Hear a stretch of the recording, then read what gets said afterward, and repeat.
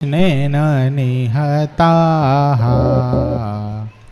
सार्जुनेन रणेषु ये प्रवर्तयिष्यन्त्यसुरा स्ते त्वधर्मं यदातो धर्मदेवा तदा भक्ता अहम नारायणो मुनि जानिषे कौशले देशे भूमो हि सामगो द्विज मुनिशापां नृतां प्राप्तां नृसिंस्तात तथोधवम् ततो वेतासुरेभ्योऽहं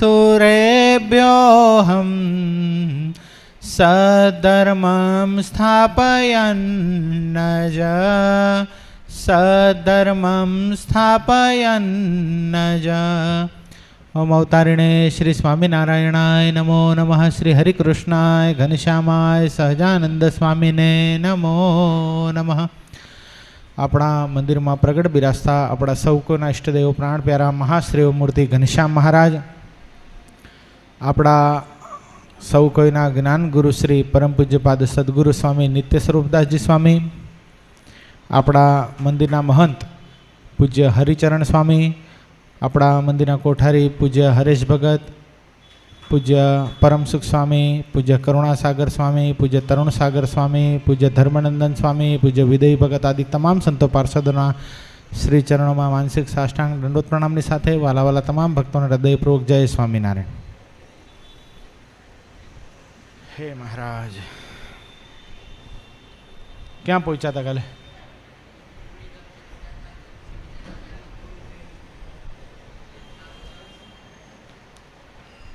संतोनी चालवानी रीत ने संघनी व्यवस्था कही तेना में 84मो तरंग समाप्त थयो। 84નું तरंग समाप्त थई गयुं तो 85મો આવ્યા। ધૂન સાંભળતા થતી સમાધિ ને સત્સંગની વાત અને જમ્યા અને જમાડ્યા। સંતોની સભાની વચ્ચે મહાન તેજોમય અને સુખધામ ઊંચું સિંહાસન હતું, તેના ઉપર શ્રી ઘનશ્યામ શ્રીહરિ વિરાજમાન થયા। कोनी सभानी वच्चे हेम भगत?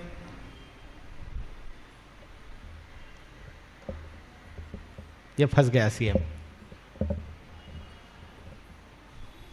कोनी सभानी वच्चे? साचे सच्चू कही दो, शू विचार आवतो तो? आम पकड़े समझाणो शू विचार आवतो तो साचू कही दो हालो। क्या था हाल जो हवे जो कोनी सभानी वच्चे? हाँ, आम एलर्ट थवू पड़े कथा में। तमे बे ज छो मारी सामे, बे मांथी एक जण आम फरवा जाए तो ओलो आव्यो तो ने हर्षिल क्यां गयो?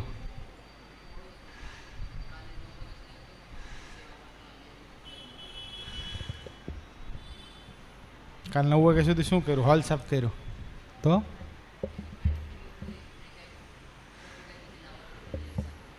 अच्छा हाँ पूनमनी वस्तु हशे। संतोनी सभानी वच्चे महान तेजोमय ने सुखधाम ऊंचू सिंहासन हतुं। शुं हतुं संतोनी सभानी में? महान तेजोमय ऊंचू सिंहासन हतुं। एटले लख्युं ने शोभे संत मारे जेम काई उडुगुण माय उडुराज, ईश्वर उदय थया रे कळीमा करवा जनना काज। केवी रीते शोभे छे? उडगुण मां उडुराज। उडगुण एटले तारलाओनी वच्चे उडुराज एटले चंद्रमा। ताराओनी वच्चे राजा कोण छे? चंद्रमा छे। एवा परमात्मा शोभी रह्या छे। संध्या समय हतो अने अनेक प्रकारनी मशालो प्रगटी। बधी सभा उठी अने आरती बोलवा लागी। ब्रह्मानंद स्वामी रचेलुं आरतीनुं पद, आरती प्रगट प्रभुजी की कीजे। आ बीजी आरती छे, भुजमां बहु गवाय, तमने खबर होय तो। संध्या आरती आ गवाय, आरती प्रगट प्रभु जी की कीजे। आनी पेली कड़ी छे, मने आवड़ती नथी, આ રીજો આમાં છે બ્રહ્માંડ સ્વામી કૃતાર્થી. હાલો બોલ નાખીએ.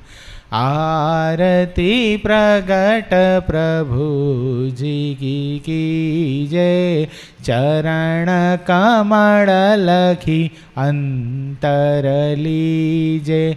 આરતી પ્રગટ પ્રભુજી કી જય, સનકાદિક નારદ ત્રિપુરારી, વિમળ નામ રટે વારંવારી. આરતી પ્રગટ પ્રભુજી કી જય, અનંત કોટી ભુવનેશ ભવાની, સબ વિધિ મહિમા શકત નહીં જાની. આરતી પ્રગટ પ્રભુજી કી જય, ધરન ધ્યાન દ્રઢ યોગી મુનીશ્વર, શેષ સહસ્ત્ર મુખરટ નિરંતર. આરતી પ્રગટ પ્રભુજી કી જય, નર નાટક અક્ષર ન્યારા, પુરુષોત્તમ પૂરણ જન પ્યારા. આરતી પ્રગટ પ્રભુજી કી જય, નૌતમ રૂપય કળ છબી ન્યારી, બ્રહ્માનંદ જાવત બલિહારી. આરતી પ્રગટ પ્રભુજી કી જય. તે સાંભળીને શ્રીહરિ મંદ મંદ હસતા હતા. આ આરતી કોણે રચી છે હિંમત દાદા? બ્રહ્માનંદ સ્વામી. આજે પણ ભુજમાં જાઓ ને, ભુજ મંદિરમાં, માંડવીમાં, જેટલાય પણ કચ્છના શિખરબદ્ધ મંદિરો છે ને, બધામાં સંધ્યા આરતી આજ ગવાય છે. પ્રચલિત આપણી આ આરતી છે મુક્તાનંદ સ્વામી કૃત, જય સદગુરુ સ્વામી. પણ સંધ્યા આરતી કચ્છ દેશની અંદર આજે પણ આ ગવાય છે. બહુ સરસ આરતી. એનો શબ્દ તો જુઓ, આરતી પ્રગટ પ્રભુજી કી જય. બીજા કોઈને નથી કરતો. કોની કરું છું? પ્રગટ પ્રભુ, મારી સામે જે બિરાજમાન છે, મારી સેવાને જે અંગીકાર કરે છે, એવા પ્રગટ પરમાત્માની હું આરતી કરું છું. ચરણ કમળ લખી અંતર લીજે. એ ભગવાન જેના ચરણારવિંદમાં 16 ચિહ્ન શોભી રહ્યા છે, એ ચરણારવિંદ હું અંતરમાં ધારી રહ્યો છું. સનકાદિક નારદ ત્રિપુરારી. સનકાદિક 4 સનકાદિક, નારદજી. ત્રિપુરારી એટલે કોણ થાય પુષ્પેન્દ્ર? ત્રિપુરારી એટલે જેણે માથા પર ત્રિપુંડ ધારણ કર્યું છે.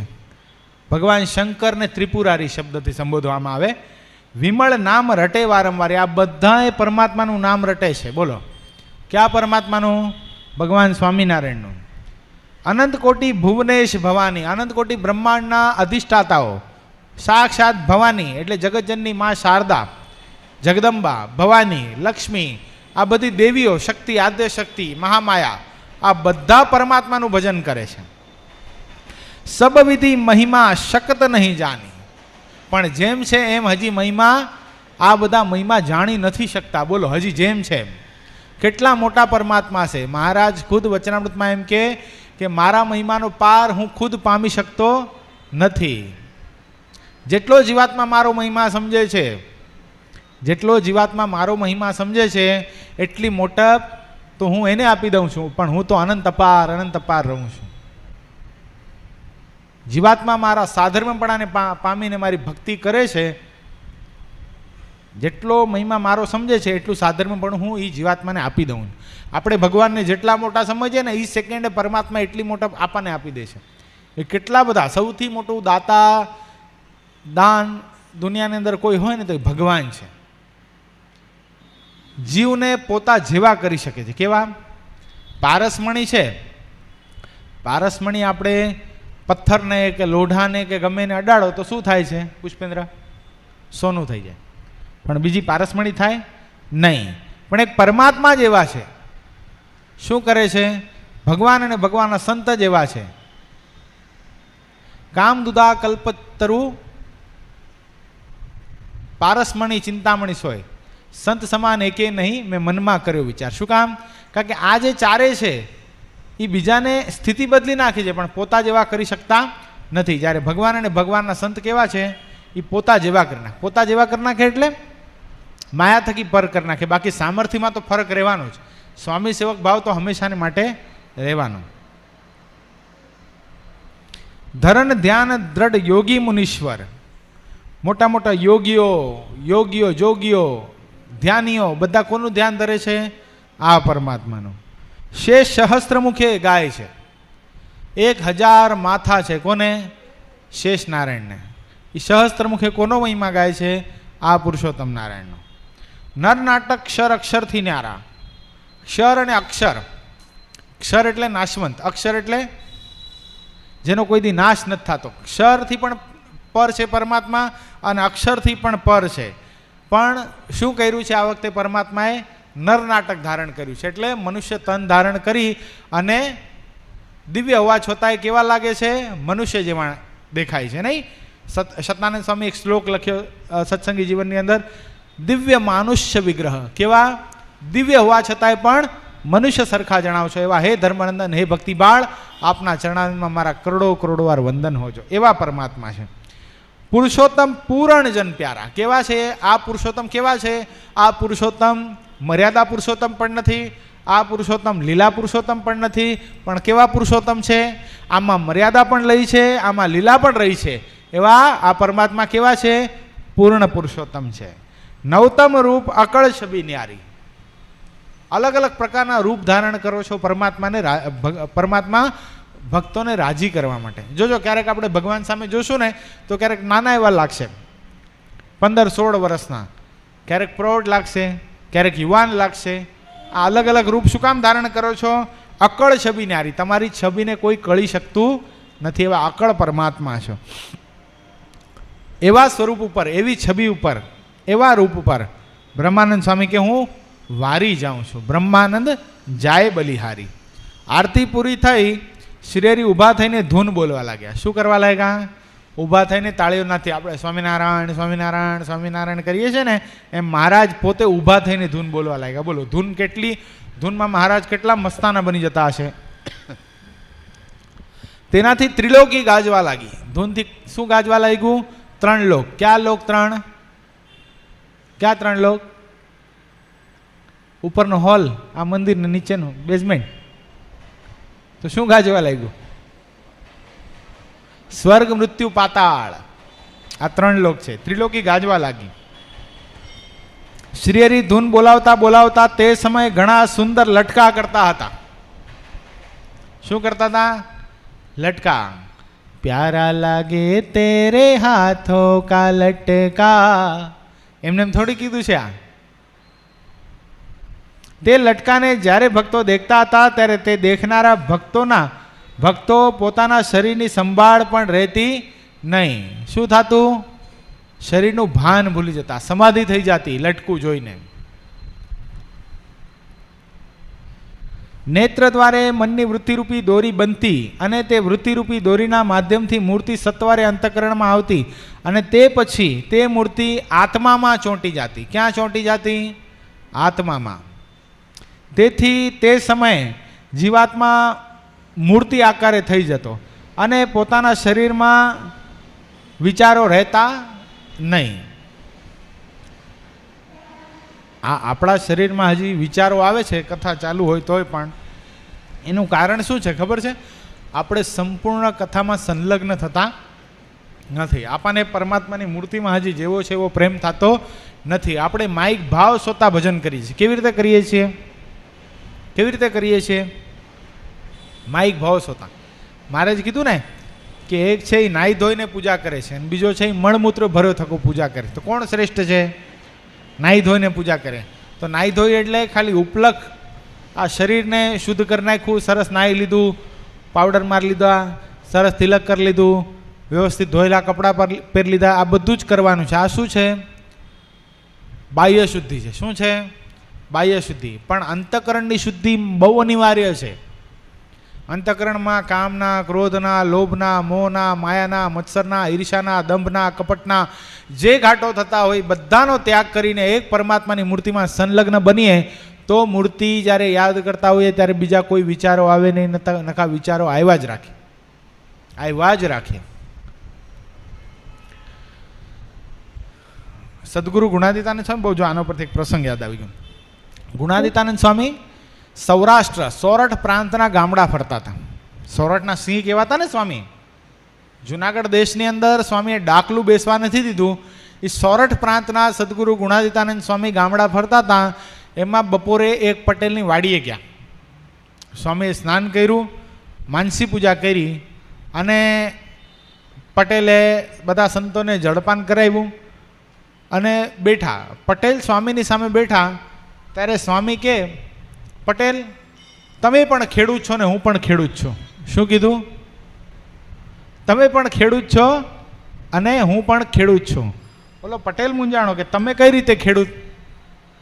લાગે ને આપણા મનમાં સંકલ્પ થાય ને, સ્વામી કઈ રીતે ખેડૂત? ભાઈ કઈ રીતે ખેડૂત થાય સ્વામી કયો તો? પુષ્પેન્દ્ર, સદગુરુ ગુણાતીતાનંદ સ્વામી કઈ રીતે ખેડૂત? જેમ ખેડૂત છે એ શું કરે છે? પેલા જમીનને ખેડે છે, પછી શું કરે છે? એમાં વાવેતર નાખે છે, પછી પાણીથી સિંચે છે, પછી પાળા બનાવે છે જેથી કરીને પાણી બધે પહોંચે વ્યવસ્થિત. આવું કરે છે ને? એમ સદગુરુ ગુણાતીતાનંદ સ્વામી શું કરે છે? સ્વામી કે અમે હૃદયરૂપી જમીનને ખેડીએ છીએ વાતોથી. આપણું હૃદય છે એ શું છે? જમીન છે. એમાં વાતો શું છે? સ્વામી કોણ છે? ખેડૂત છે. વાતો કરી અને આપણી જમીનને, આપણા હૃદયરૂપી જમીનને ખેડે છે. એમાં ભક્તિરૂપી બીજ વાવે છે. શું કરે છે? ભક્તિરૂપી બીજનું વાવેતર કરે છે અને કામ, ક્રોધ, લોભ, મોહ, મત્સર, ઈર્ષા, આશા, તૃષ્ણા, અહંકાર જેટલા અંતરશત્રુ છે એ બધાનું નિંદામણ કરે છે. નિંદામણ એટલે શું? પુષ્પેન્દ્ર બગાસો નહીં ખાઓ. નિંદામણ એટલે શું? થોડું કાઠિયાવાડી શબ્દો, બધા ખેડૂતની વાતો આવે એટલે એને કંટાળો આવે. નિંદામણ એટલે શું? સમજવું તો પડશે ને. નિંદામણ એટલે જે એક્સ્ટ્રા ઘાસ થઈ ગયું હોય ને ખેતરની અંદર કારણ વગરનું, યુઝલેસ, એને શું કરી નાખે? એને કાઢી નાખે. ખડ કહેવાય એને, ઘાસ, એક્સ્ટ્રા ઘાસ કહે ને, એને કાઢી નાખે. એ નિંદામણ કહેવાય. એમ સ્વામી કે અમે આવું કરીએ છીએ. પણ ઉગે ક્યારે? વાસ્તવિક ઉગાવો ક્યારે લે? તમને ખબર? જમીન ઉગાવો ક્યારે લે? ખેડૂત તો ખેતી કરે, વરસાદે થાય અનરાધાર, પરમાત્માની કૃપારૂપી. પણ જમીનની અંદર ચેતના હોવી જોઈએ. જમીન જો પાડાના કાંધ જેવી ન હોય અને બંજર જમીન હોય તો એમાં ગમે એટલી ખેતી કરો, ગમે એટલું કરો તો ઉગે ખરું? કાંઈ ન ઉગે. એમ મુમુક્ષુ છે, મુમુક્ષુનું હૃદય છે એ કેવું છે એના ઉપર ઉગાવો બહુ મહત્વનો છે. ભગવાનની મૂર્તિ ધારવી, કથા સાંભળવી, કથા યાદ રાખવી, પોતાનું જીવન પરિવર્તન કરવું, જીવન બદલવું, ભગવાનની ભક્તિ કરવી, ભગવાનનું ભજન કરવું, પરમાત્માની મૂર્તિમાં સંલગ્ન બની જવું, આ બધું શેના ઉપર ડિપેન્ડ કરે છે? મુમુક્ષુ ઉપર, જીવન ઉપર, જીવની જમીન ઉપર, હૃદય ઉપર. એમાં ઘણા બધા ફેક્ટર કામ કરે છે. પહેલું ફેક્ટર છે, જ્યારે કથામાં આવે છે ને જીવાત્મા, ત્યારે એ પોતાની જે સ્ટેટસ છે, પોતાનો પ્રોટોકોલ છે એના સહિત આવે છે. બહુ સરસ એને દ્રષ્ટાંતના માધ્યમથી સમજાવું તો, પ્રસન્નજીત રાજા થઈ ગયા. મૌર્ય વંશ હતો ને, મૌર્ય વંશ, એના પછી પ્રસન્નજીત રાજા થઈ ગયા. એ ભગવાન બુદ્ધ પાસે આવ્યા. સમ્રાટ રાજા થયા. ભગવાન બુદ્ધના દર્શન કરવા માટે આવ્યા. ભગવાન બુદ્ધ સામાન્ય સાધુ વેશે હતા. આ પરમાત્માનો અવતાર કેવો થયો હતો? સાધુ વેશે થયો હતો. એટલે ભગવાન બુદ્ધ એક પર્ણકુટી બાંધીને રહેતા હતા, સાદી એવી ઝૂંપડી. એ પર્ણકુટીની અંદર ભગવાન બુદ્ધ બિરાજમાન હતા અને પ્રસન્નજીત રાજા એના દર્શન કરવા માટે આવ્યા. સમ્રાટ છે, પોતાની સાથે બહુ મોટો રસાલો છે, બહુ મોટું સૈન્ય છે, એની સાથે એના ગુમાસ્તાઓ, અમાત્યાઓ, મંત્રીઓ, એનો પરિવાર બધા સાથે છે. દર્શન કરવા માટે આવ્યા. પ્રસન્નજીત રાજા જ્યાં કુટિયાની પાસે પહોંચ્યા અને ભગવાન બુદ્ધને સમાચાર આપ્યા કે દર્શન કરવાની ઈચ્છાથી પ્રસન્નજીત રાજા આવ્યા છે. ભગવાન બુદ્ધે ના પાડી દીધી, દર્શન નહીં હોંગે ચલે જાઓ. શું કીધું? દર્શન નહીં હોંગે ચલે જાઓ. આ પ્રસન્નજીત રાજાના મનમાં થયું આ તો મારા પ્રાંતની અંદર જ રહે છે, ઝૂંપડી બાંધીને મને જ ના પાડે છે, પણ મુમુક્ષુ હતા, પાછા વળી ગયા. બીજે દિવસે આવ્યા, ઓછું કરી નાખ્યું. જે આખું મોટું સૈન્ય લઈને આવ્યા હતા ને, એમાંથી થોડાક ઓછા સૈનિક લઈને આવ્યા, પોતાના આમાં ત્યાં સૈનિકો બધા લઈને આવ્યા અને પાછું કેવડાવ્યું કે પ્રસન્નજીત રાજા ભગવાન બુદ્ધના દર્શન કરવાની અપેક્ષાથી આવ્યા છે. પાછા ભગવાન બુદ્ધે ના પાડી દીધી, દર્શન નહીં હોંગે ચલે જાઓ. ત્રીજો દી થયો, 10 સૈનિકો લઈને આવ્યા, મામૂલી થોડાક જ આમાત્યાઓ ભેગા હતા, આટલાને લઈને આવ્યા. પાછું કીધું દર્શન નહીં હોંગે ચલે જાઓ. ચોથો દી થયો, ખાલી 4 અમાત્યાઓને સાથે લઈને આવ્યા, કેવડાવ્યું, રાજા સાહેબ આવ્યા છે. પાછા ભગવાન બુદ્ધે કીધું દર્શન નહીં હોંગે ચલે જાઓ.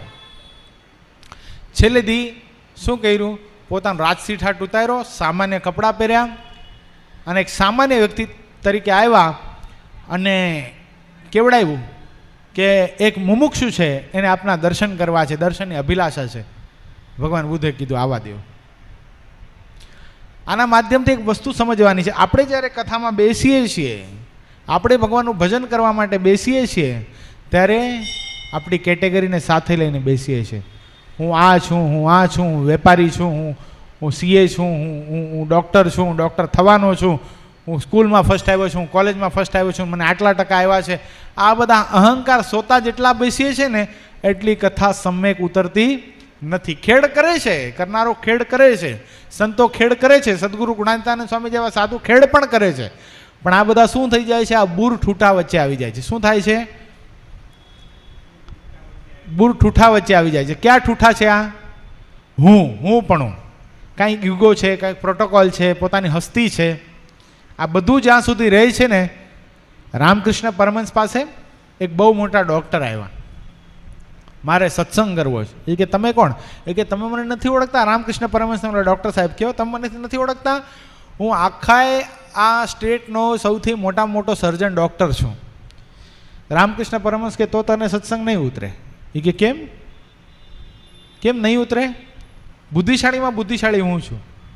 આ દુનિયાની અંદર મેં જેટલા સક્સેસફુલ ઓપરેશન કર્યા છે, મારા નામે રેકોર્ડ છે, હજી સુધી કોઈએ નથી કર્યા. એટલે જ નહીં ઉતરે. શું કીધું? એટલે જ નહીં ઉતરે. જ્યાં સુધી તને તારા હુંપણાનો અહંકાર છે, હું આ છું, ત્યાં સુધી તને કાંઈ કથા ઉતરવાની નથી. તું ઝીરો થઈને આવો. એટલે તો પછી એ ડૉક્ટરને મળ્યા પછી રામકૃષ્ણ પરમહંસે બહુ સરસ એક સૂત્ર લખ્યું છે, મેરી બુદ્ધિને મુझे परेशान कर दिया. શું? मेरी बुद्धि ने मुझे परेशान कर दिया, इसीलिए अब मैंने सब बुद्धि सागर में डाल दी. फिर मुझे गुरु तोताजी का योग हुआ और फिर मुझे आत्मज्ञान प्राप्त हुआ. એટલે જ્યાં સુધી આપણી અંદર આ કાંઈ ડોંબિવલીની અંદર ખાલી 4-5 જણાને આ ખુરશી પર બેઠેલા એટલા જ છે? નહીં, ઘણા બધા આંટા મારે છે. પણ શું લઈને આંટા મારે છે? બધા ડિગ્રીઓ લઈને આંટા મારે. સામાન્યમાં સામાન્ય તમને કહું, અહીંયા સવારના જાગો ને એટલે પછી 7 થી લઈને 9 વાગ્યા સુધી આ નાકા ઉપર જાઓ ને, તો બધા ઓલા મજૂર લોકો હોય, બેગારી લોકો, એને કામ કરવા લઈ જાય. એને પણ પોતાનો અહંકાર હોય છે કે મારા જેવું કડિયા કામ કોઈ ન કરી દે. પ્લમ્બરને પોતાનો અહંકાર હોય છે, મારા જેવું ફિટિંગ કોઈ ન કરી દે. ઝાડુ મારનારો હરિજન જ્ઞાતિની અંદર રહે છે ને, એને પણ એવું છે મારા જેવું સંડાસ કોઈ સાફ નથી કરી શકતો. આ જીવાતમાં અહંકાર સોતો જ જીવે છે, અહંકાર વગર જીવી શકતો નથી. એટલે કથા, ભગવાનની મૂર્તિ આપણા જીવનની અંદર એટલે ઉતરતી નથી. પહેલી વાત સમજાય છે. બીજી એક વાત કહું, જે કથા કરે છે, આપણને કથા સંભળાવે છે, વક્તા છે, ભગવાનના સંત છે, ભગવાનના ભક્ત છે, એના પ્રત્યે દુર્ભાવ. કેવો ભાવ? એના પ્રત્યેનો દુર્ભાવ. એ શું? હવે એ શું આપણને સમજાવવાનું? એ શું કથા કરવાના? કાલ સવારના સાધુ થયેલા છે, ગ્રંથમાં જ બધું લખેલું છે, એનાથી બહાર શું કહેતા હશે? આવો જે ભાવ જે છે ને, આવો જે ભાવ એ જીવનમાં કથા નથી ઉતરવા દેતું, પરમાત્માની મૂર્તિ ઉતરવા દેતું નથી. વક્તા પ્રત્યેનો જે દુર્ભાવ છે, સમજો. બહુ સરસ એક કથા તમને કહું આના પ્રત્યેની. ભગવાન શંકર, ભોળેનાથ, કૈલાશપતિ મહાદેવ પોતાના અર્ધાંગના માતા પાર્વતી સતીની સાથે, તો જગતજનની જગદંબા છે ને, એને સાથે લઈ અને પોતે ક્યાં છે? ઉત્તરની અંદર છે, હિમાલયની અંદર, કૈલાશ પર્વત ઉપર. ત્યાંથી નીકળ્યા અને દક્ષિણ દેશની અંદર અગસ્ત્ય ઋષિના આશ્રમની અંદર, અગસ્ત્ય ઋષિ એટલે દક્ષિણ દેશના મહાન સંત, સમુદ્ર કિનારે રહેનારા સાધુ, એની પાસે કથા સાંભળવા માટે ગયા. હાલો હાલો કથા શ્રવણ કરવા માટે જઈએ. અને ભોળાનાથ એટલે તો હાવ ભોળા ભાવ વિભોર, પણ માતાજીને આ ગમે નહીં. માતાજીના મનમાં એમ થાય, હવે છેક અહીંયાથી ત્યાં અગસ્ત્ય પાસે જવાનું, અગસ્ત્ય વળી શું કથા કહી દેવાનો હોય કે આપણને. હવે હું દક્ષ પ્રજાપતિની દીકરી, આટલો બુદ્ધિશાળી મારો પિતા, આની પાસે કથા સાંભળવા શું જવાનું? તો ભગવાન ભોળાનાથ તો ભોળાનાથ ને એટલે ગયા અને અગસ્ત્ય ઋષિની જ્યાં ખબર પડી કૈલાસપતિથી ભગવાન ભોલેનાથ આવ્યા છે કથા સાંભળવા માટે, નાચવા માંડ્યા, આભા બની ગયા, ગાંડા થઈ ગયા.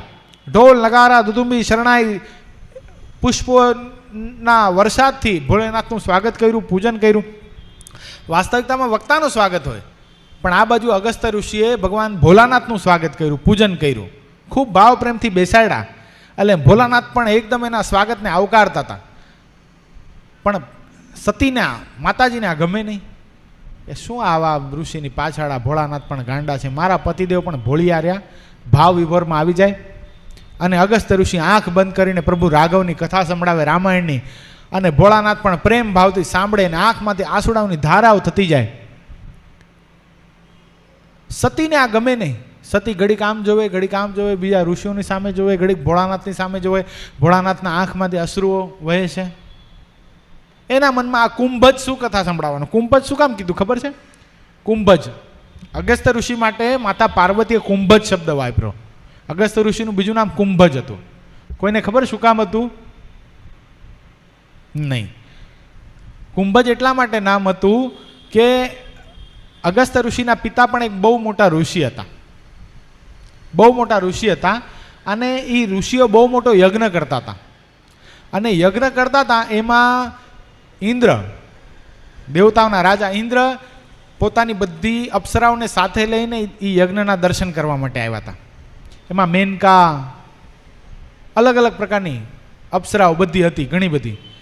એમાં એક અપ્સરાને જોઈ અને અગસ્ત્ય ઋષિના પિતાનું મન ચલાયમાન થયું. અને એ મન ચલાયમાન થયું એમાં કામ ભાવ જાગૃત થયો. અને કામ ભાવ જાગૃત થયો એમાં માનસિકમાં, હજી કંઈ સ્પર્શ બસ કોઈ જાતનું કર્યું નહોતું, પણ માનસિકમાં ને માનસિકમાં, ભાવમાં ને ભાવમાં એનું રેટસ એટલે વીર્યપાત થઈ ગયો.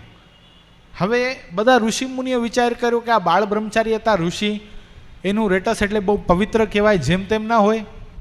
એટલે એણે શું કર્યું, એ રેટસને લઈ અને એક ઘડામાં, કુંભમાં એને પ્રસ્થાપિત કર્યું અને મંત્ર બોલ્યા. જો આપણી હિન્દુ સંસ્કૃતિ તમે આમ પાગલ બની જાઓ, આપણા મનમાં થાય કે આ કેવી આપણે સંસ્કૃતિ, કેવી મંત્ર સાધના, કેટલું પવિત્ર જીવન. વિચાર કરો, એક ઋષિના વીર્યપાત થયો, એ ઋષિના વીર્યને એક કુંભમાં સ્થાપિત કરવામાં આવ્યો. પછી ઋષિઓને મંત્ર સાધના કરી, મંત્ર જપ બોલ્યા, અને એમાંથી અગસ્ત્ય ઋષિનું પ્રાગટ્ય કુંભમાંથી થયું. એટલે શું થયું? કુંભજ. સમજો શું કામ કહેવાય છે? કુંભના પુત્ર કુંભજ, એટલે એનું નામ શું પડ્યું? એક અગસ્ત્ય ઋષિનું કુંભજ. એ અગસ્ત્ય ઋષિ કાંઈ સામાન્ય નહોતા હો.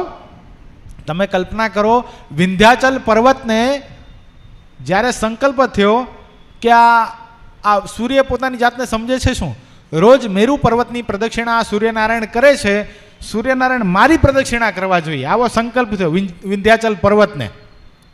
આ કોઈ દંતગાથા નથી, આ બનેલી સત્ય ઘટનાઓ છે, આપણી પૌરાણિક કથાઓ છે. વિંધ્યાચલ પર્વત રાત્રિ એને વધે એટલો દિવસે વધવા લાગ્યો, વધતો ગયો, હાહાકાર મચી ગયો. આ પૃથ્વી ઉપર સૂર્યનો પ્રકાશ પડતો બંધ થઈ ગયો, અંધારું. રાત્રિ જ રાત્રિ રે, વનસ્પતિઓ સુકાવા લાગી, પુષ્પો સુકાવા લાગ્યા, અન્ન ફળ પાકવાનું બંધ થઈ ગયું, લોકોને ભયંકર રોગો થવા લાગ્યા. લોકોએ પરમાત્માને પ્રાર્થના કરી, હે ભગવાન, આ શું, કાંઈક દયા કરો. અને તે વખતે દેવતાઓએ નક્કી કર્યું કે આ વિંધ્યાચલ પર્વતના ગુરુ કોણ છે? અગસ્ત્ય ઋષિ છે. જોજો, કોઈની વાત ન માને, એ પોતાના ગુરુની વાત માને. એક એવું પાત્ર, એક એવું તત્વ જીવનની અંદર હોવું જોઈએ. આપણા ગમે એવા ઠેરાવો કરેલા હોવા જોઈએ, પણ એ પાત્ર કે, એ તત્વ કે, એ વ્યક્તિ કે, એટલે આપણે ગમે એવી આપણી ગાંઠ છોડી દેવી જોઈએ. અગસ્ત્ય ઋષિને કહેવામાં આવ્યું કે આ તમારો શિષ્ય વિંધ્યાચલ રાત્રે નથી વધતો એટલે દિવસે વધે છે. આ પૃથ્વી પર હાહાકાર મચી ગયો છે, લોકો મરવા લાગ્યા છે, સૂર્યનો પ્રકાશ પહોંચતો નથી. એણે હઠ માંડી છે કે સૂર્ય મને જ્યાં સુધી પ્રદક્ષિણા નહીં કરે ત્યાં સુધી હું મારું વધવાનું બંધ નહીં કરું. સૂર્યને ઢાંકી દઈશ પણ વધવાનું બંધ કરીશ નહીં. કાંઈક દયા કરો. અગસ્ત્ય ઋષિ કે આટલી જ વાત છે ને, કાંઈ વાંધો નહીં, હું જાઉં છું. અગસ્ત્ય ઋષિ કાંઈ પહેલેથી દક્ષિણ ભારતની અંદર નહોતા રહેતા, એ પહેલાં ઉત્તર ભારતમાં જ રહેતા હતા. અગસ્ત્ય ઋષિ પોતાના પરિવારની સાથે વિંધ્યાચલ પર્વત પાસે આવ્યા. મારા ગુરુ આવ્યા એમ કહી વિંધ્યાચલ પર્વતે અગસ્ત્ય ઋષિને દંડવત પ્રણામ કર્યા. સમજો, દંડવત પ્રણામ કર્યા. હવે જ્યાં સુધી પોતાના ગુરુ ન કહે ત્યાં સુધી મુમુક્ષુએ ઊભું થવાય નહીં. પણ આપણે તો 5 દંડવત કરીને હવે એમ વિચારીએ ગુરુ ના પાડે તો સારી વાત છે, કરતા ન રહીએ. એટલે અગસ્ત્ય મુનિએ કીધું જ નહીં કે ઊભા થાવ. અગસ્ત્ય ઋષિ કે હું જ્યાં સુધી પાછો ના આવું ત્યાં સુધી તારે આમને આમ રહેવાનું છે. એટલે ઊભા હતા, દંડવત કર્યા એટલે કેવા થઈ ગયા? આડા થઈ ગયા. આજે પણ જોજો તમે વિંધ્યાચલ પર્વતની સપાટી તમે જોજો, એટલી લાંબી છે, એટલી લાંબી. જોગ્રાફિકલ તમે ખોલી જોજો. વિજ્ઞાનની સાથે આપણે આપણી સંસ્કૃતિ, આપણા શાસ્ત્રો, આપણા જે પૌરાણિક કથાઓ, આપણી ઋષિમુનિઓની ગાથાઓ એને સંમલિત કરવાની છે. એમને એમ કંઈ ગપ્પા નથી ને આજનો યુવાન આ માને, સાયન્ટિફિક યુવાન ન જ માને, એને પ્રમાણ આપવા પડે. આજે તમે જોગ્રાફી ખોલીને જુઓ, વિંધ્યાચલ પર્વતની જે લંબાઈ છે ને, ઊંચાઈ નહીં લંબાઈ, એ ભારતમાં સૌથી મોટી છે. શું કામ થયું? અગસ્ત્ય ઋષિને દંડવત કર્યા એટલે આડા થઈ ગયા. એના ગુરુએ કીધું જ્યાં સુધી હું પાછો ના આવું ત્યાં સુધી તારે આમને આમ રહેવાનું. ક્યાં જતા રહ્યા? ઉત્તરમાંથી દક્ષિણમાં જતા રહ્યા. પછી હજી સુધી અગસ્ત્ય ઋષિ પાછા આવ્યા નથી. એટલે એ આડાના આડા છે. એવા અગસ્ત્ય ઋષિ, આપણે એ વાત જોતા હતા કે એવા અગસ્ત્ય ઋષિ કથા સંભળાવતા હતા, પણ માતા પાર્વતી એટલે જગતજનની માં આદ્યશક્તિ સતીને એ ગમતું નથી. કે આ વળી કુંભાજી કે આ કોકના ઋષિની ઈચ્છા પ્રગટ થઈને એમાંથી એનો જન્મ થયો, એ શું કથા સંભળાવતો? આ અમારા પતિદેવ એ ભોળાનાથ છે કે ગમે એના ભાવમાં આવેશ બનીને રોવા લાગે. જો તો કેવા રડે છે કથામાં. હું તો દક્ષ પ્રજાપતિની દીકરી, મારે કાંઈ આની કથામાં બેસવાનું હોય? મારો પિતા કેવો વૈભવશાળી, કેટલો બુદ્ધિશાળી, ત્રિલોકી વિજેતા, મારે કાંઈ આની કથામાં બેસવાની જરૂર નથી. પછી ચાલ્યા, કથા પૂરી થઈને ચાલ્યા. એમાં રસ્તામાં દંડકારણ્ય આવ્યું, જેને આજનું નાસિક કહેવાય છે. સમજાય જે વાત? આજનું નાસિક જેને કહેવાય છે. ત્યાં ગયા, ત્યાં બરાબર આ રામાયણનો પ્રસંગ ચાલુ હતો. હજી પ્રભુ રાઘવ માનુષિક લીલા કરતા હતા. એમાં ઝાડવાને પૂછે, એ ઝાડવા, એ વેલીઓ, એ વૃક્ષો, તમે મારી જાનકીને ક્યાં જોયું? ક્યાં જોઈ? એ કોઈ એકવાર બતાવી દો ને મારી જાનકી ક્યાં છે? આ પ્રભુ માતા જાનકી માટે, જગતજનની માં સીતા માટે જે વિલાપ કરી રહ્યા હતા એ આ ભવાનીએ જોયું. જો કુભાવ કોના પ્રત્યે થયો? એક સંત પ્રત્યે કુભાવ થયો. આ શું કથા કરતા હતા? એક સંત પ્રત્યે કુભાવ થયો, બુદ્ધિ બગડી, ભગવાન પ્રત્યે સંકલ્પ થઈ ગયો. ભગવાન શંકરે માતા પાર્વતીને કીધું, જો એ સચ્ચિદાનંદ પ્રભુ છે, આ પ્રભુ રાઘવ છે, પરમાત્માનો અવતાર આ પૃથ્વી પર થઈ ગયો છે અને આ પ્રભુ રામ છે, એના દર્શન કરો. એ કે આવો સ્ત્રીમાં આસક્ત, આને થોડી ભગવાન કહેવાય. તમે આવા ને આવા ગમે ને સાધુ કહી દો, ગમે ને ભગવાન કહી દો, હું ન માનું. કે હું તો બુદ્ધિશાળી બાપની દીકરી છું, હું માનું નહીં. પરીક્ષા કર્યા વગર હું માનીશ નહીં. કોણ કહે છે? માતા પાર્વતી. કોને કહે છે? ભગવાન શંકરને કહે છે. ભગવાન શંકર કહે છે ભગવાનની પરીક્ષા ન હોય. ભગવાન તત્વ એ શ્રદ્ધાનો વિષય છે, પરીક્ષાનો વિષય જ નથી. સમજ દેવી સતી, તું સમજ. આમાં પરીક્ષા નહીં કરતી. પરીક્ષા કરીશ તો તું તારા હાથે તારું ઐશ્વર્ય, તારું સૌભાગ્ય ખોઈ બેસીશ. પણ માતાજીને વાતની હા ન પડી. ભગવાન શંકર કે કાંઈ વાંધો નહીં, ભગવાન પોતાની લીલામાં મસ્ત છે, મારે ભગવાનને ડિસ્ટર્બ કરવા નથી. ભગવાન રુદન કરી રહ્યા છે, ઝાડવાને પૂછે છે, પાણાની શિલાઓને પૂછે છે, ડુંગરાઓને પૂછે છે, કોઈક તો બતાવો મારી જાનકી ક્યાં છે? મારી જાનકી બતાવો. ભગવાન શંકરે તો ત્યાંથી જ વંદના કરી અને આસને જઈને બેસી ગયા. આ બાજુ માતા પાર્વતીએ માતા જાનકીનું સ્વરૂપ ધારણ કર્યું, એવું ને એવું. અને ભગવાન રામ પાસે ગયા અને આ બાજુ લીલા કરતા હતા પ્રભુ રાઘવ. સ્વસ્થ થઈ ગયા. અરે માં જાનકી તમે, માં સતી પાર્વતી તમે એકલા? શંભુ ક્યાં છે? ઓલા તો શરમાઈ ગયા. હવે શું કરવું? આણે તો મને ઓળખી લીધા. અને પાર્વતી જ્યાં દર્શન કરે ત્યાં એને ત્રિમૂર્તિ દેખાય. રામ લક્ષ્મણ ને જાનકી, રામ લક્ષ્મણ ને જાનકી, ત્રણેય બાજુ રામ લક્ષ્મણ, ચારે બાજુ રામ લક્ષ્મણ ને જાનકી. એવું કાંઈ માથામાં હથોડા પડવા લાગ્યા, બે ગોઠણ વચ્ચે માથું રાખીને માં પાર્વતી બેસી ગયા. આ શું થઈ રહ્યું છે? થોડીક વાર થયું, બધું શાંત થયું, અદૃશ્ય થઈ ગયું, પોતાના મૂળ રૂપમાં આવી ગયા ભગવાન શંકરની બાજુમાં ચૂપચાપ બેસી ગયા કે શું કર્યું? કેમ તરત પાછા આવી ગયા? પરીક્ષા ના લીધી? ના કે ન લીધી. કચ્છું ન પરીક્ષા મેં લીની ગોસાઈ. શું કીધું સંત તુલસીદાસ લખી આ વાતને? કચ્છું ન પરીક્ષા મેં લીની ગોસાઈ, તૂને કહા મુझे મૂષા ન હોઈ. શું કીધું? કચ્છું ન પરીક્ષા, મેં કોઈ પ્રકારની પરીક્ષા લીધી જ નહીં. કેમ ન લીધી દેવી? તમે તો કહેતા હતા ને પરીક્ષા લેવી છે, કેમ ન લીધી? એ કે તમે કીધું એટલે મને સંશય ન થયો. ઓહો, હવે પોતાના ઘરનાને પોતે ઓળખતા તો હોય કે એવા તમે ડાયા નથી, ન લ્યો એમ.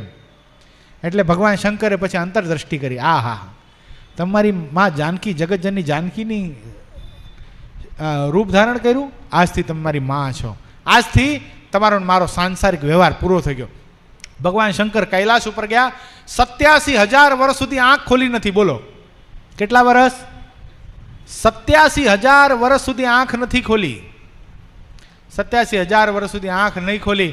અને જ્યારે આંખ ખોલી, દોડતા દોડતા માં પાર્વતી, માં સતી પાસે આવ્યા. બાજુમાં ન બેસાડા, સામે બેસાડા. આજથી તમારી માં છો. અને એ અર્ચામાં બરાબર દક્ષએ ભગવાન શંકર પાસેથી બદલો લેવા માટે કનખલમાં, એટલે હરિદ્વાર ઋષિકેશની વચ્ચે કનખલ છે, ત્યાં યજ્ઞ કર્યો. યજ્ઞ કર્યો, એમાં ભગવાન શંકરનો ભાગ કાઢી નાખ્યો, બોલાવ્યા નહીં. શું કામ? બદલો લેવા માટે. કારણ કે દેવતાઓની સભામાં જ્યારે દક્ષ પ્રજાપતિ પધાર્યા, ભગવાન શંકર ધ્યાનસ્થ અવસ્થામાં બેઠા હતા. હવે એના જમાય, એને એમ થયું મારા સસરા માટે થોડી ઊભું થવાય, મારું માન મોટું હોય સસરા કરતા, એ કે એટલે ઊભા ન થયા. દક્ષ એ ધ્યાનમાં રાખી લીધું અને બધા દેવતાઓને બોલાવ્યા. દેવતાઓ કેટલા વિચિત્ર હશે, વિચાર કરો. દેવતાઓને જગ્યા જવા માટે તો બીજા રસ્તા ઘણા, પણ કૈલાસ ઉપરથી પોતાના વિમાનો હાકે. માતા પાર્વતી કે આ બધા કેમ આમ ક્યાં જાય છે? કે તારા બાપા યજ્ઞ ગોઠવો કે હાલો આપણે જવું, કે આપણને આમંત્રણ નથી, ન જવાય. એ કે ના ના હાલો. બાપા યજ્ઞ કરતા હોય, બાપા કાંઈ પ્રસંગ કરતા હોય, એમાં દીકરીને વગર આમંત્રણે જવાય, પહોંચી જ જવાય. એ કે ન જવાય, સતી નહીં જાઓ. એ કે ના જાવું છે. જોયું તો બધા બ્રહ્મા વિષ્ણુ, એની સીટો પડેલી, પોતાના પતિની સીટ નહીં, સ્થાન નહીં.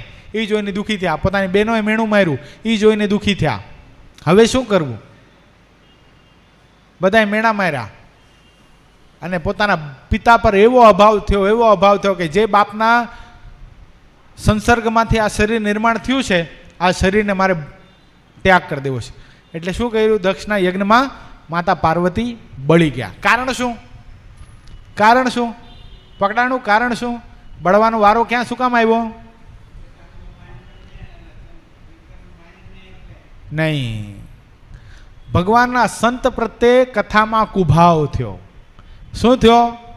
ભગવાનના સંત પ્રત્યે કુભાવ થયો. પરમાત્મા સ્વરૂપમાં સંશય થયો. કુબુદ્ધિ જાગી. ભગવાનના સંતનો દ્રોહ થયો.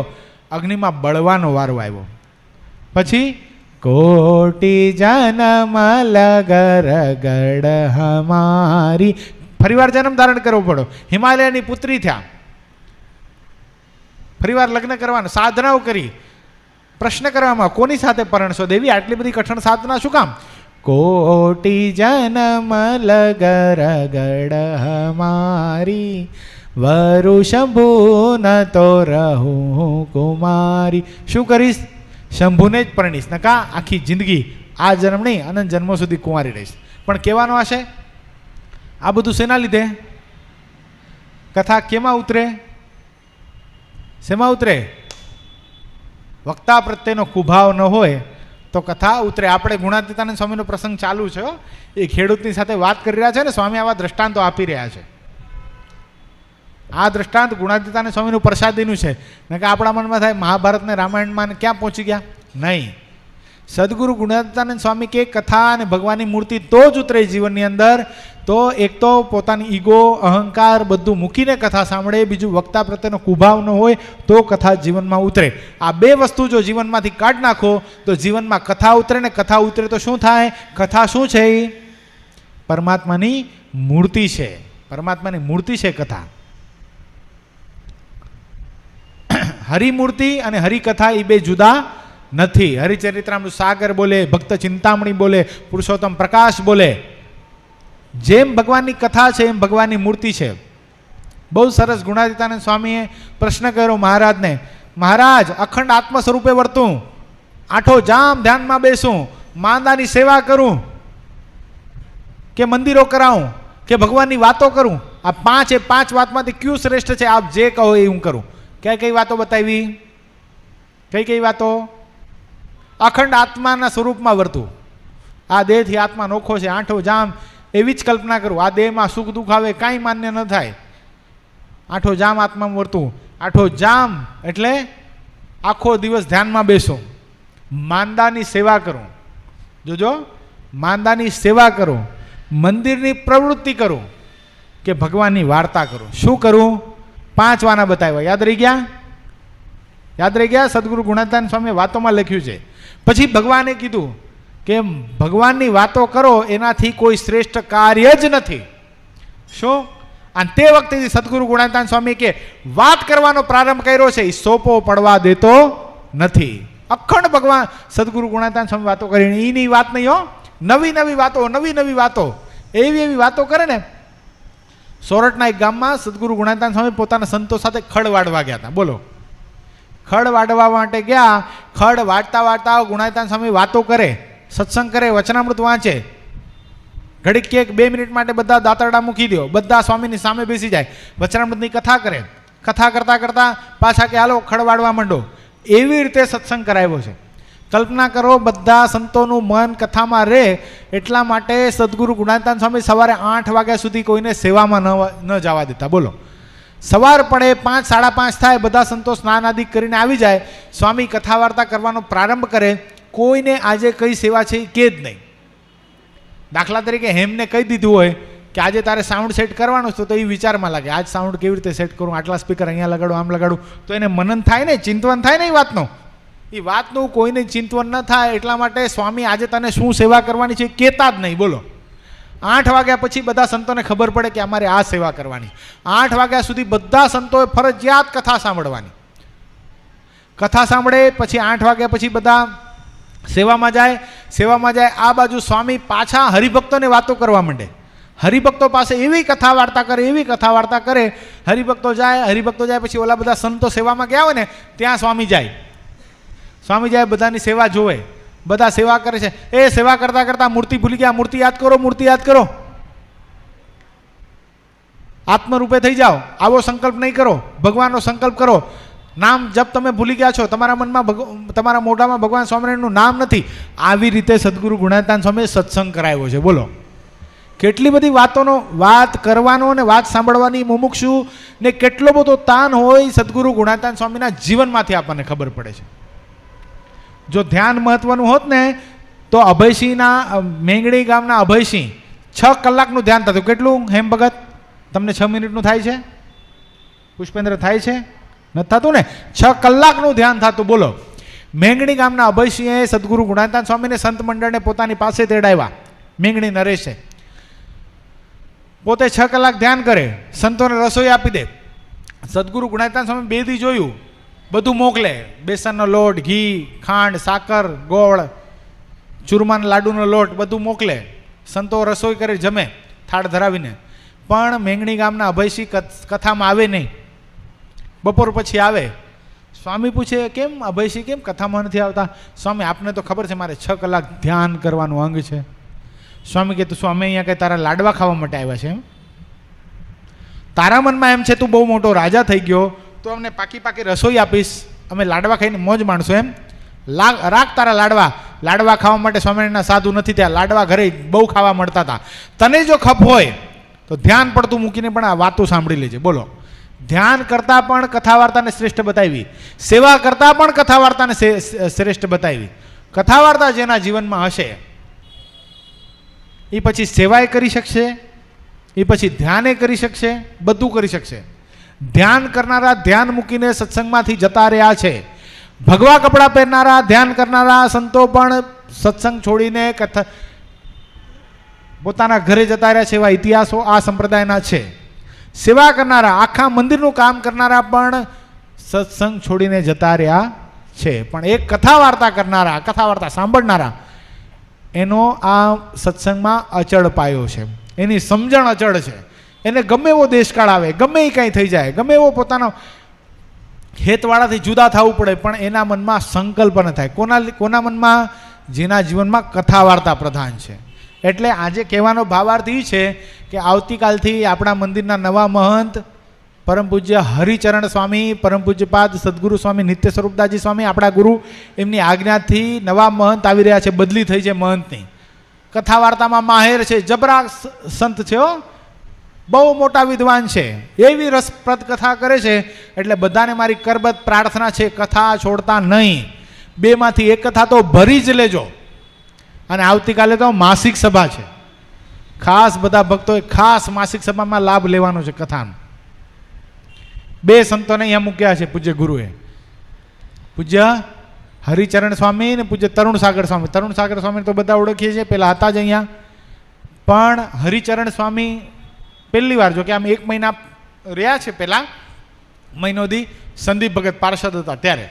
પણ દીક્ષા લીધા પછી મહંત પદ એટલે સૌથી સર્વોચ્ચ પદ કહેવાય આપણા મંદિરનું. એ પદ ઉપર પૂજ્યપાદ ગુરુ એમને મોકલ્યા છે અને કથા વાર્તામાં માહેર સાધુ છે. અને એમ કહું તો હિંમત દાદાને ખબર છે, આપણા મંદિરની પ્રતિષ્ઠા થયા પછી કોઈ સાક્ષર વક્તા જો કોઈ આવતું હોય તો પહેલી વાર આવી રહ્યું છે. અત્યાર સુધી કોઈ વક્તાને મોકલ્યા જ નથી ગુરુએ. એક ભક્તિ સ્વામી હતા સ્ટાર્ટમાં, એના પછી આપણને કોઈ વક્તા પ્રાપ્ત જ નથી થયા. આ પહેલી વાર પૂજ્યપાદ ગુરુની આપણા મંદિર ઉપર કૃપા ઉતરી છે અને આવા વક્તા આપણને પ્રાપ્ત થયા છે. એટલે કથા વાર્તા અને સમાગમનો લાભ લઈ લેજો. આ કથા કરવાનું તાત્પર્ય એ જ હતું કે સંત સમાગમ કેટલી મહત્વની વસ્તુ છે. પૂજ્ય ગુરુ ઘણી વાર નથી કહેતા, ઓલું મેં તમને ઉપર સભા સંચાલનમાં કીધું પણ હતું એકવાર. શું કહે છે? રેગ્યુલર ધીમું કરો ને માસ્ટર વધારો. તો એમ વખત એનો અર્થ શું થાય? આમાં 2 બટન છે, રેગ્યુલર ને માસ્ટર, એમ્પ્લીફાયરની અંદર. સમજાણું? પણ આનો આધ્યાત્મિક અર્થ ઘટાડો. આવા મહાપુરુષ જે બોલતા હોય ને એનો આધ્યાત્મિક અર્થ હોય જ. રેગ્યુલર ઘટાડો એટલે રેગ્યુલર આપણા કામકાજ છે, આપણો દેહ, આપણા દેહ સંબંધી વ્યવહાર, આપણો પરિવાર, આપણો ધંધો, આ બધું શું કરવાનું છે? ઘટાડવાનું નથી, એડજસ્ટ જ કરવાનું છે. શું? માસ્ટર અને રેગ્યુલર બહુ એડજસ્ટ કરીએ ને વ્યવસ્થિત, તો જ સાઉન્ડ સેટ થાય ને તો જ વક્તાને બોલવાની મજા આવે. વક્તાને શબ્દ ગોતવા ન પડે, અંદરથી સ્ફુરાયમાન થાય. એ ક્યારે થાય? માસ્ટર અને રેગ્યુલર જો એડજસ્ટ કરેલું હોય તો જ. તો રેગ્યુલરને એડજસ્ટ કરવાનું છે. કોની સાથે? માસ્ટરની સાથે. તો માસ્ટર કોણ છે? ભગવાન, ભગવાનના સંતો. આ કોણ છે? આ માસ્ટર છે. આનંદ કોટી બ્રહ્માંડના ધણી તો છે, બધા અવતારોના માસ્ટર છે પોતે. એ પરમાત્મા છે. અને ભગવાનના સંતો, ભગવાનના સંતોને જીવનમાં વધારે પ્રાધાન્ય આપવું, ભગવાનના સંતો પ્રત્યે પોતાના દેહના સગા સંબંધી જેવી ભાવના રાખવી, ખૂબ પ્રેમ રાખવો. ઘણીવાર કેવું બને કે મહંત બદલાણા, એની સાથે કોઈ સંત બદલાણા, આપણને એની સાથે બહુ આત્મબુદ્ધિ હોય તો ઓશિયાળા થઈ જાય, ઉદાસ થઈ જાય, હવે આપણું કોણ? એવું નહીં. એવો કોઈ દી વિચાર નહીં રાખવાનો. પૂજ્યપાદ ગુરુ આપણું સર્વસ્વ છે. એ જેને અહીંયા મોકલે એને આપણે પૂજ્યપાદ ગુરુ જેવા ભાવથી જ સેવાના છે. એના પ્રત્યે એટલો જ પ્રેમ રાખવાનો છે. બહુ સરસ એક પ્રસંગ તમને કહું 2 જ મિનિટની અંદર. આપણા મંદિરના પહેલા મહંત થયા. કોણ થયા હિંમત દાદા? પ્રતિષ્ઠા પછી કોને બનાવ્યા હતા મહંત? ભક્તિ સ્વામીને. સમજો, એમાં એક મુમુક્ષુને સ્વામીની સાથે બહુ આત્મબુદ્ધિ થઈ ગઈ અને હોવી જોઈએ. ભગવાનના સંત સાથે ખૂબ આત્મબુદ્ધિ હોવી એ જીવાત્માને મોક્ષનું કારણ છે.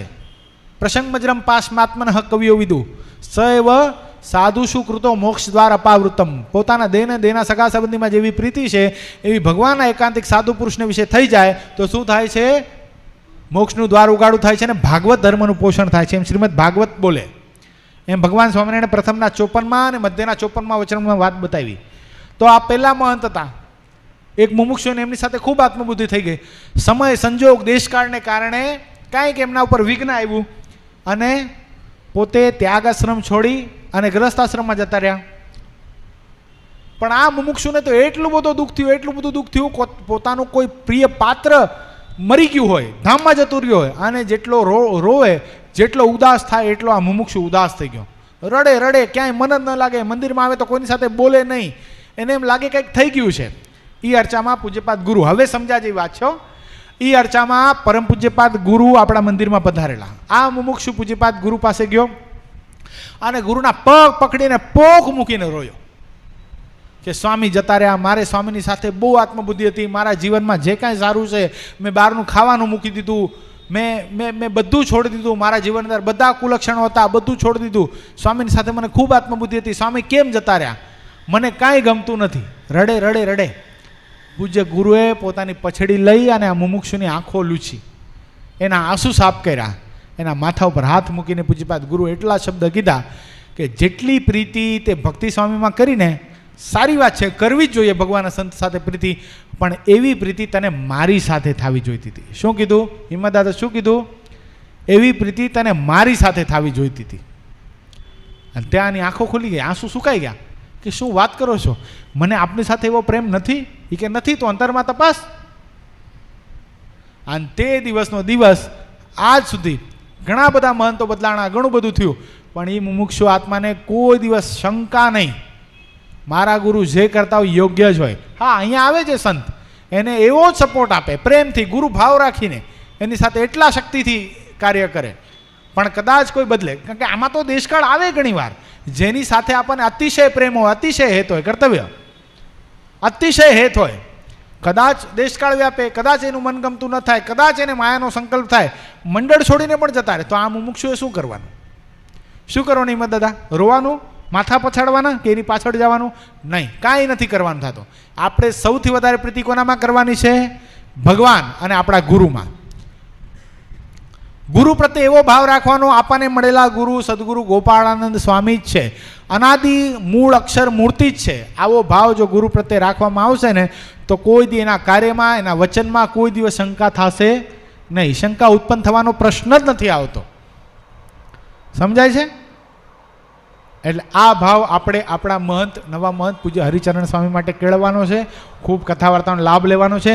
આવતીકાલે માસિક સભા છે, આજે યુવાનોને બોલાવ્યા છે, એની મિટિંગ એટલી હતી, બીજું કાંઈ વિશેષ કાર્ય નથી, પણ આપણું મંદિર પાટોત્સવ થયા પછી આપણે બધા થાકેલા હતા, વેર વિખેર બધું પડ્યું છે. કાલે સંતો આવશે, થાકેલા હશે, સંતોને બધું કરવું એના કરતાં અત્યારે આપણે થોડી જહેમત ઉઠાવી થોડું થોડું જો બધા કરીએ ને તો આખું મંદિર સ્વચ્છ થઈ જાય. કાલે માસિક સભા છે, ફરીવાર રસોડું છે, એટલે ઉપરનો હોલ અને ટેરેસ વ્યવસ્થિત સાફ કરવાની રહેશે. અને જેટલા પણ આ બ્લુ કુર્તાવાળા ભક્તો છે ને, એણે માસિક સભામાં ફરજિયાત હવેથી બ્લુ કુર્તો પહેરવાનો રહેશે. સમજાઈ ગયું? એટલે કાલે ફરજિયાત બધાએ પહેરી આવવાનું રહેશે. અને અત્યારે કેટલા બધા ભક્તો રોકાવાના, થોડીક વાર સેવા કરવાની છે આપણે. જો 8:30 સુધી સેવા કરવાની છે. અડધા ઉપરની ટેરેસ સાફ કરી નાખો, ધોઈને વ્યવસ્થિત. હેમ ભગત, તમે ટેરેસ ઉપર જાઓ અને બાકીના લોકો હોલમાં વ્યવસ્થિત વાળી પોતું મારી દો. નીચે તો અમે કરીએ જ છીએ રોજ, એટલે 3 વિભાગ થઈ જાય. થોડાક ઉપર જતા રહ્યો ટેરેસમાં, વ્યવસ્થિત પાણીથી વ્યવસ્થિત સાફ કરી નાખો, એટલે કાલે આવી અને પરમસુખ સ્વામીને આમ વડીલોને જવાની જરૂર નહીં. નકા વડીલો સેવા કરીને આપણે બધા મોજ કરતા હોય, એવું કરાય નહીં. આપણું પરમ કર્તવ્ય છે કે જ્યાં સુધી આપણે હોઈએ ત્યાં સુધી વડીલોને હાથમાં ઝાડુ લેવું પડે નહીં, એને કોઈ પણ પ્રકારની સેવા કરવી પડે નહીં. એ આપણું પરમ કર્તવ્ય છે આપણા યુવાનોનું. સમજાણું? એટલે કોઈ દિવસ આવું થવું જોઈએ નહીં. આપણી હાજરીમાં કોઈ વડીલો સેવા કરતા હોય તો તરત જ સેવાને અટકાવી એમને કહેવાય તમે ભજન કરો, અમને સેવા કરવા દો. આ આપણું પરમ કર્તવ્ય છે. એટલે અત્યારે આપણે અડધા ઉપર જાશું, 2 વિભાગ કરી નાખો, અડધા હોલમાં જાઓ, નીચે કોઈને રોકાવાની જરૂર નથી. હોલ અને ટેરેસ આ 2 સાફ કરી નાખો. સમજાણું? એ શબ્દોની સાથે અત્યારે આપણે કથાને વિરામ આપશું. અને કાલ સવારે લગભગ 8 વાગે સંતો ઉતરી જશે અને 10 વાગે મંદિરે આવશે. જે ભક્તોને સમય હોય એ સંતોનું સ્વાગત કરવા માટે પધારજો. સહજાનંદ સ્વામી મહારાજની જય. શ્રીપતિમ શ્રીધરમ સર્વદેવીશ્વરમ ભક્તિધર્માત્મજમ વાસુદેવમ મરે માધવમ કેશવમ કામદમ કારણમ સ્વામિનારાયણમ નીલકંઠમ ભજે. સહજાનંદ સ્વામી મહારાજની જય. 7મી કડીથી કથા બાકી છે, બરાબર? 6ઠ્ઠી કડી સુધી છે.